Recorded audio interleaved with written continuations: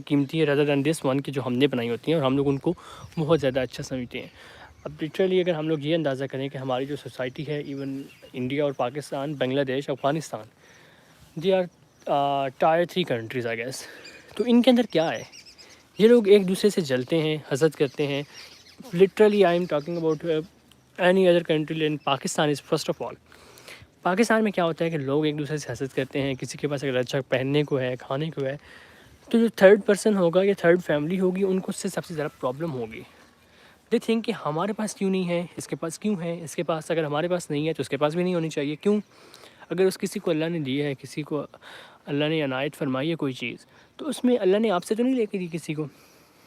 یا اللہ نے جو ہے وہ کہا ہے کہ جو انسان میں نے بنا دیا، جس کو امیر بنا دیا ہے وہ امیر ہے اور آپ لوگ جو ہے وہ انسان ہی نہیں ہے. نہیں ہے ایسا. آپ کو اللہ نے ڈیوائڈ کیا ہے ذات کے اندر، کیٹیگریز کے اندر. اب یہ بھی سوچنے کی بات ہے، بہت سارے لوگ جانتے ہیں لیکن اس چیز کو گہرائی میں جا کے نہیں سوچتے ہیں کہ اگر سارے لوگ ہی برابر ہوتے دنیا میں، سبھی امیر ہوتے یا سبھی غریب ہوتے، تو کسی کا نظام بھی نہیں چل سکنا تھا. کوئی چیز نہیں دنیا کی چل سکنی تھی اگر یہ کیٹیگریز نہ ہوتی، کیٹیگرائزڈ لوگ نہ ہوتے بیچ میں. اگر سارے امیر ہوتے تو چھوٹے موٹے جو کام ہوتے ہیں، جو موچی ہے، جو مستری ہے آپ کے گھر بناتا ہے، ٹھیک ہے، اس کے علاوہ جو شاپ کیپرز ہیں، جو کپڑے بیچتے ہیں، جو کپڑے بناتے ہیں، جو ٹیکسٹائل ملز میں کام کرتے ہیں، وہ لوگ کہاں سے آتے ہیں؟ جو لوگ کھانا ٹرانسپورٹ کرتے ہیں، ہمارے کھانے کو ادھر سے ادھر پہنچاتے ہیں، کھانے کی چیزوں کو کس شہر سے چلتے ہیں کس شہر تک پہنچانا ان کا کام ہے، وہ یہ کام نہ کرتے تو ہم لوگ کیا کھا رہے ہوتے، ہم لوگ کیا پہن رہے ہوتے، ہم لوگ کیا پی رہے ہوتے، ہم لوگ کہاں رہ رہے ہوتے. یہ ساری باتیں اللہ نے بہت اچھے سے سوچی ہوئی ہیں اور ہم سے پہلے اللہ نے سارا کچھ ڈیسائیڈ کیا ہوا ہے. اللہ کو پتہ ہے کہ اگر سارے لوگ برابر ہوں گے دنیا کا نظام نہیں چل سکتا ہے. کسی نہ کسی کو چھوٹا ہونا ہوگا تاکہ وہ اپنے حیثیت کے مطابق کام کرے گا تو دوسرے لوگ جو ہیں اس سے فائدہ اٹھائیں گے. اللہ نے اس لیے سب کچھ جو ہے وہ برابر تقسیم نہیں کیا ہے. اللہ کے طرف سے جو ہے وہ ہر انسان کا رزق جو ہے وہ تقسیم کر دیا گیا جتنی اس کو ضرورت ہے. تو اگر آپ لوگ رزق میں اضافہ چاہتے ہیں تو آپ لوگ استغفار کریں، درود شریف پڑھیں، اپنے نیچر کے اپنے اللہ کو جو ہے وہ یاد رکھیں تو اللہ آپ کو یاد رکھے گا. بہت پیارا کوٹ ہے، آئی گیس علامہ اقبال کا ہی ہے اگر میں غلط نہیں ہوں تو، کہ اے ابن آدم ایک تیری چاہت ہے ایک میری چاہت ہے. ٹھیک ہے، اگر تو کرے وہ جو میری چاہت ہے تو میں تجھے دوں گا وہ جو تیری چاہت ہے. اب اللہ کی چاہت کیا ہے؟ سوال یہاں پہ یہ آتا ہے نا کہ اللہ کی چاہت کیا ہے. واٹ اللہ وانٹ فرام اس. اللہ کے پاس تو سب کچھ ہے، اللہ کے پاس لاکھوں فرشتے ہیں، کروڑوں فرشتے ہیں جو اس کی عبادت کر سکتے ہیں. اللہ کے نبی جو تھے بہت زیادہ ہیں، 1,24,000 وہ تھے اللہ کی عبادت کرنے کے لیے. اللہ کو کیا ضرورت تھی کہ وہ انسانوں کو جنوں کو بناتا اور انسانوں کو اشرف المخلوقات بنا کے دنیا میں بھیجتا. اللہ کو تو ضرورت نہیں تھی ہماری. اللہ نے کیوں بنایا؟ اللہ نے اس لیے بنایا ہمیں کہ ہم انسان ہیں، ہم دنیا میں جائیں گے، ہم اللہ کو یاد رکھیں گے، ٹھیک ہے، تاکہ اللہ تعالیٰ فرشتوں کو بھی کہہ سکیں کہ جسے تم نے سجدہ کیا ہے، جسے میں نے حکم دیا تھا کہ سجدہ کرو، آج دیکھو وہ دنیا میں کس قدر عظیم لوگ ہیں.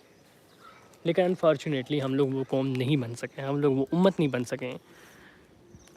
تو یہ سوچنے کی بات ہے کہ نبی صلی اللہ علیہ وآلہ وسلم جو آخری نبی ہیں، خاتم النبیین ہیں، ان کی امت میں ہم ہیں اور انہوں نے اللہ تعالیٰ سے ہماری جو ہے وہ دعائیں کی ہیں بخشش کا، ہمارے اوپر عذاب نہیں آتا انہی کی وجہ سے.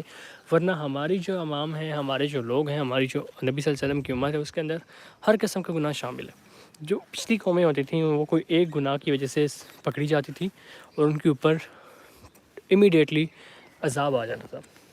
لیکن یہاں پہ کیا ہوتا ہے کہ ہم لوگ گناہ کر رہے ہوتے ہیں لیکن اللہ نے سب کے پردے رکھے ہوئے ہیں. کسی کی بھی کوئی عذاب دنیا میں نہیں آ رہا ہے، کوئی تھوڑا بہت آ سکتا ہے لیکن جو زیادہ عذاب پوری قوم پہ آتا تھا وہ کبھی نہیں آ سکتا. کیوں نہیں آ سکتا؟ کیا ہم لوگ بہت اچھے لوگ ہیں؟ نہیں.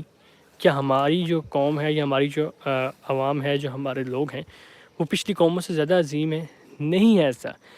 عظیم ہے ہمارے نبی صلی اللہ علیہ وآلہ وسلم، جنہوں نے اللہ تعالیٰ کے سامنے یہ دعائیں کی ہیں، جنہوں نے ہماری شفاعت کا جو ہے وہ بیڑا اٹھایا ہے، انہوں نے اپنی امت کو سنبھالا ہوا ہے. انہی کے دم سے جو ہے وہ آج ہم لوگ اللہ کے عذاب سے محفوظ ہیں ابھی تک. قیامت کے دن ہمیں یہ بڑی آس ہے کہ اللہ تعالیٰ کے نبی صلی اللہ علیہ وسلم ہمیں شفاعت سے جو ہے وہ اللہ تعالیٰ کے نبی جو ہے وہ ہمیں جو ہے وہ دوزخ سے بچائیں گے.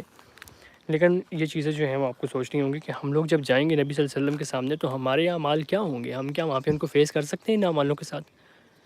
تو اللہ کے نبی کو یاد رکھیں، اللہ کو یاد رکھیں تو اللہ آپ کو وہ دے گا جو آپ کی چاہت ہے. ٹھیک ہے، تو you don't have to go anywhere else for your needs. Just آپ اللہ کو یاد رکھیں, اللہ آپ کو خود یاد رکھے گا. اللہ آپ کو کبھی بھی کسی کے سامنے جھکنے نہیں دے گا. لٹرلی آئی فیلٹ اور I felt that thing, and میں نے اس کا ایکسپیرینس کیا ہے, بہت زیادہ کیا ہے. اور چلیے میں آپ کو ایک چیز بتاتا ہوں کہ آج سے کوئی 5-6 سال پہلے میرے ساتھ کچھ ایسا مس ہیپ ہوا, مطلب میرا نقصان ہوا, ٹھیک ہے, بزنس میں نقصان ہوا. سو آئی تھاٹ کہ میری جو زندگی ہے وہ ختم ہو چکی ہے, میری زندگی جو ہے وہ ختم ہو چکی ہے, اور اس کے بعد تو دیر از نتھنگ ایلس, کچھ بھی نہیں رہا میرے پاس, اب میری زندگی ختم. اور آئی واز ڈپریسڈ, میں بیمار ہو گیا, میں نے بہت علاج کروایا اپنا, اور میں کوئی 1.5-2 سال بیمار رہا, اور جتنی میری صحت ہوتی تھی وہ بالکل زیرو ہوگی. اینڈ ایوری ون سیز کہ یار اس کو کیا ہو گیا ہے, یہ تو بالکل ہی ڈپریسڈ ہو گیا, یہ تو بچے گا ہی نہیں ہے, بالکل مطلب آپ سمجھ سکتے ہیں کہ اس قسم کی کنڈیشن ہو جانا. اور میں نے بہت زیادہ دعائیں کی اس وقت, لٹرلی جو چیز تھی اس کے لیے میں نے بہت زیادہ